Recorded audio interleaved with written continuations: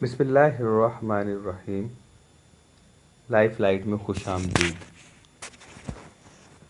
تخلیق کائنات کے حوالے سے 15 ویڈیوز میں سے یہ پہلی ویڈیو ہے۔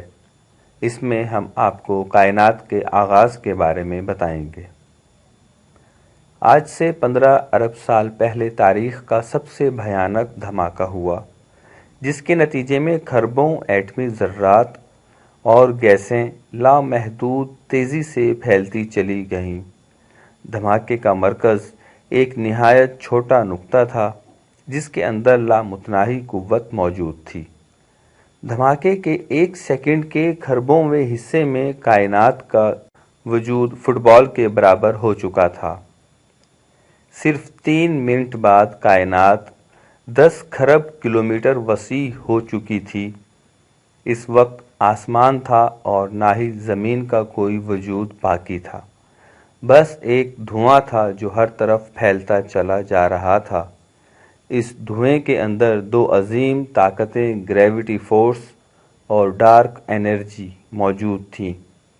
سائنس اس عظیم دھماکے کو بگ بینگ کا نام دیتی ہے، جبکہ قرآن اس منظر نامے پر کچھ یوں تبصرہ کرتا ہے۔ سورہ انبیاء آیت نمبر 30 ترجمہ۔ اور کیا کافر اس چیز کو نہیں دیکھتے کہ ہم نے زمین و آسمان باہم ایک نقطہ میں بند کر رکھے تھے، پھر انہیں پھاڑ کر جدا جدا کر ڈالا۔ کائنات ہمیشہ انسان کے لیے ایک سوال کی مانند رہی ہے۔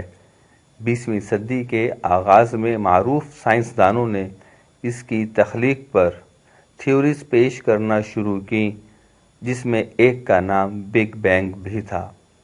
تمام تھیوریز کے خیالات کو مد نظر رکھتے ہوئے تحقیق کا کام شروع ہوا۔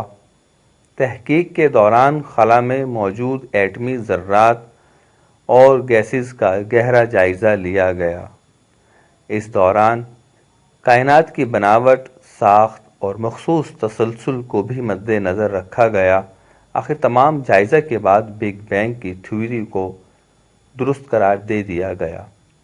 اسی تھیوری کی بنیاد پر ناسا سمیت تمام فلکیاتی اور ارضیاتی اداروں نے ریسرچ کا کام شروع کر دیا۔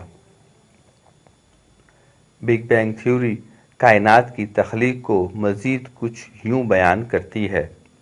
دھماکے کے بعد کائنات محض دھواں تھی۔ لاکھوں سال یوں ہی بیت گئے۔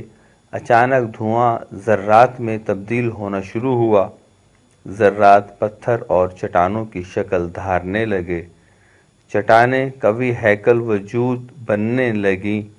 ڈارک انرجی اور گریویٹی فورس یعنی کشش ثقل دونوں ایک دوسرے کی متضاد کام کر رہی تھیں۔ ڈارک انرجی 300 کلومیٹر فی سیکنڈ کی رفتار سے کائنات کو پھیلا رہی تھی، جبکہ گریویٹی فورس دھوئیں سے سیارے، ستارے اور دیو ہیکل خلائی پہاڑ وجود میں لا رہی تھی۔ لاکھوں سال بعد دھوئیں کی ایک تہ اٹھنا شروع ہوئی۔ یہ سلسلہ تہ در تہ چلتا رہا۔ یوں کائنات بالائی اور زیریں سطح میں بٹ گئی۔ بالائی آسمان اور زیریں زمین کہلائی۔ یہاں زمین سے مراد صرف ہمارا سیارہ ہرگز نہیں ہے۔ بالائی سطح انتہائی اونچائی پر چلی گئی، یہاں تک کہ آج تک اس کا حقیقی رنگ معلوم نہیں ہو سکا، جبکہ زیریں سطح سیاروں، ستاروں اور گیسوں کی جگمگاتی دنیا بن گئی۔ 50 لاکھ سال بعد کائنات قوی ہیکل جلتے شعلوں کا جہاں تھی۔ اس ابتدائی دور کو سائنس گیس جوائنٹ کہتی ہے، جبکہ قرآن اس ابتدائی تخلیق کو یوں بیان کرتا ہے۔ اور پھر ہم آسمان کی طرف متوجہ ہوئے، وہ اس وقت صرف دھواں تھا۔